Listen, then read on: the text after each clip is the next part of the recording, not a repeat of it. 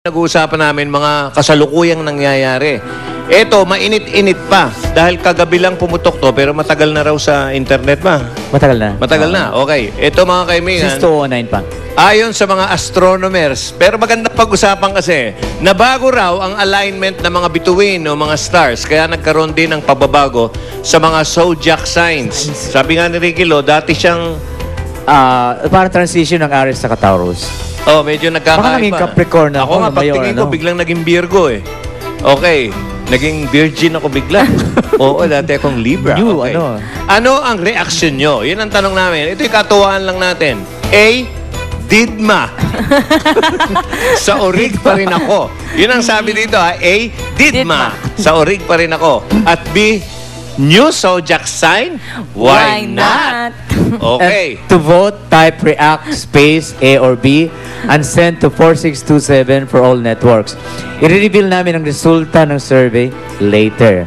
Text na ngayon na. Oy, sumali ka naman, oo Lisa. nga. For regular showbiz updates, maging bahagi ng StarTalk TX like page, just search StarTalk, click like, at automatic member na kayo ng StarTalk Facebook like page sa Twitter. Search StarTalk_Jamie7 and click follow. Tweet na! Okay. Ikaw nga pala, Alisa, anong sign mo? Leo pa rin. Kala Mali, ko, magiging ano ka kala na. ko, do Leo not pa rin disturb. ako. Bakit? Or please come in. Alam mo ba yung pinag-uusapan natin ngayon, Enrique? Ano? Oo. Ikaw ba'y sumusunod sa mga news? Oo naman. O ano nga yung pinag-uusapan natin? Yung tungkol sa mga zodiac sign na bago. Anong pangalan nung natagpo ang zodiac sign? Ang Parang hirap hirap banggitin yan, eh. ano? Oo. Basta, Oo. starting sa O eh. Nakalimutan ko talaga eh. Oo. Oo. Basta O na yun. Yun na yun. Oh my gosh. Opiscus? Oo nga. Tinan mo, kahit ikaw mamaya. nabubulol Parang din twister, eh. ano? Okay, abangan ang aming T-Tabloid sa T, The Tigbak Authority. Okay, dahilan ng pagkakadisband ng Pinoy Band na Bamboo. Aalamin natin, mamaya yan, dito sa Star Talk TX. Leo. It's the fearless Rundown! of exclusive Showbiz! happenings. Sobrang sakit talaga. As in, may mamamatay ka na. Happy ako dahil yun nga, nagiging reason siya para mas maging strong at magsama-sama kami. Kasama ni Mark Heras ang niyobyang si Ina Asistio matapos pasanayaan nito Miyerkules ang bagong branch ng Flawless sa SM Makati. 7 years na rin palang endorser ng Flawless ang aktor. But would you believe na hindi nagpagalaw si Mark ng kanyang muka? Fresh na fresh! Sa face, siguro kung ano man yung pwedeng gawin nila na... Basta wag lang yung... Ayoko lang ng pre-king kasi masakit eh. Meanwhile, Mark is gearing up for bigger plans in his career this year. Realization ba ito that he's catching up with Aljo Abrenica, whose career is going great? Fresh na fresh! Okay lang yan, okay lang. Hindi ko siya tinitignan na parang competition. Actually, hindi maiwasan yun eh. Dahil, di ba, parang kami ngayon yung halos magkasing edad. Hindi maiwasan yung ipag-compare kami. Brace yourselves dahil... Naantay ko na lang po na magsimula at sa mga kapuso yung dance serye. Ayun po, abangan ho nila yon at first on GMA magkakaroon ng soap na dance serye parang yung moving step up. So hopefully po mga next month. Posible na rin daw silang pagsamahin ni Ina sa isang pelikula.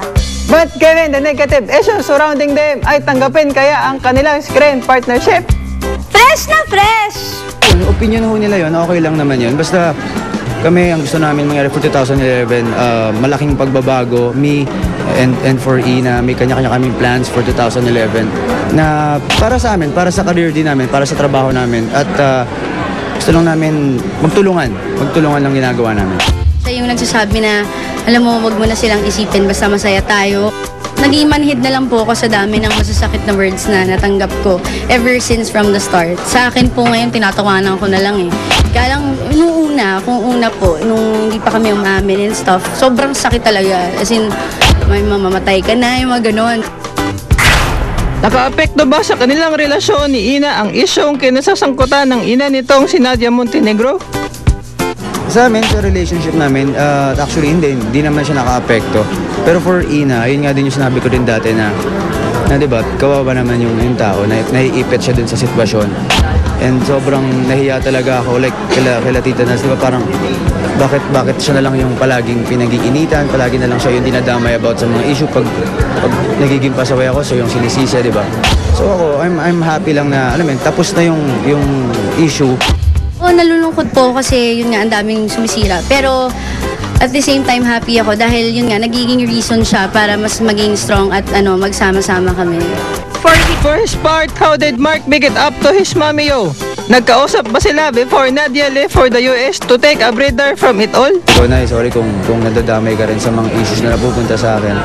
At naintindihan niya naman. Hindi naman actually seryosong usap. Well, naintindihan ko rin po yung naramdaman ni Tita Nads.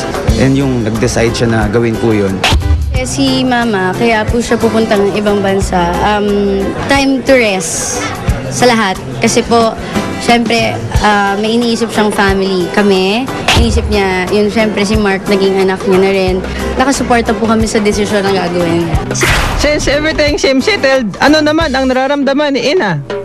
Ang laking ginhawa po para sa akin kasi naramdaman ko yung gulo sa mga tao pero sa amin hindi namin naramdaman.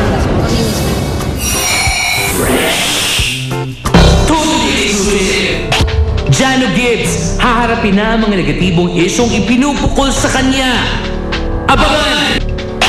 Medyo nahihiya na rin ako kasi late ako lagi dumadating or minsan hindi ako nakakarating. Totally agree! Yasmin Curdy, napaiyak sa hindi pagsipot ni Baron Geisler sa korte. Every time na dumarating yung trial, nagiging emotional kasi naaalala ko isa-isa na nangyari. Totally exposed! Pinoy rock band The Bamboo, kumpirmadong disbanded na ang buong detalye. Abangan! Totally agree! Solenn Yusap, ano nga ba ang gagawing hakbang matapos siyang insultuhin ng isang French TV network ng bansagan siyang bimbo? So I was really offended. Totally exciting! Jeneline Mercado, balik trabaho na matapos ma-hospital. Okay naman po. Naalagaan naman nila. Totally exposed! Raymond Gutierrez at Heart Evangelista, sasagot na sa isyong isnaban. Abangan! Naman alam na pati yung gesture ko na yun ay mamasamain nila. For me, it's not really a big deal. Mahirap pilitin ng taong ayaw gawin ang isang bagay. Kung hindi talaga pwede, huwag nang ipilit pa. Kung ayaw niyang talaga, abay maglubay ka na.